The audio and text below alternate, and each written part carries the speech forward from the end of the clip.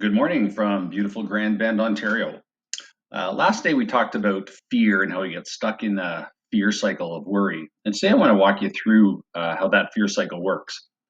This acronym was shared to me by a student in one of the very first presentations I did 10 years ago when I was a vice principal at Southwood School in Cambridge. False expectations appearing real. What a great way to look at fear, because usually whatever we're expecting, it's our thoughts are worse than what actually happens. So I want you to think about a time when you walked into a situation or a group of people for the first time, and you kind of felt that tinkle of something was wrong, and maybe you judged them to be different or scary or something like that. So this is me when I was 16 years old in 1979, and kind of a scary looking dude to first look at. But inside, just a guy who wants to fit in, who had no idea he was living with anxiety and depression. And but on the outside, you might have judged me as different. So this fear thing is not always good for us in today's society. So judging is important for human society, for human survival, and we're always judging whether something's a threat or not a threat. And it's an automatic response called the fight or flight response, and it's designed for our survival. So it was really good back in our cave person days, but today it fires off all the time. So when a little kid reaches up and puts their hand on a hot stove and touches it and pulls it back right away, a message goes from their finger to their spinal cord and back and says, pull that back. It's automatic so that they don't burn themselves. Well, we do the same thing when we're judging other people and judging other situations. It's an automatic response built into us. So we're always looking to see if something's a threat or not a threat, and we're wired for that for survival. So hopefully you were judging right now that listening to me was more important than all the other things going on in your life, and when you're going to get lunch ready, dinner, other noises in the house, that you have to bring your senses in to judge that what I'm doing is important. So we're in charge of our judging. Well, sometimes actually it's automatic a lot.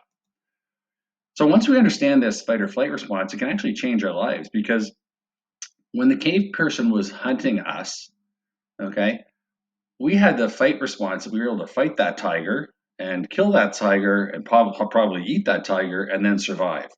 But at the same time, that tiger was hunting us. So we have a flight response built into us that works the same way to get us to run away so that tiger can't get us, and hopefully survive someplace and then and sleep it off. And so, but there's no big tigers in our lives today, but there's lots of little tigers. Right? So things like jobs, the future. So with students, exams, relationships, schools, parents, there's lots going on. So these little tigers are happening all the time to us.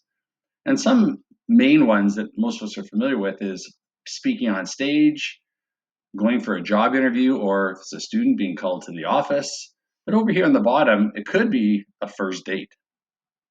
So I want you to visualize something that makes you nervous or anxious as I go through the next few slides, whether it's a job interview, speaking on stage, or first date.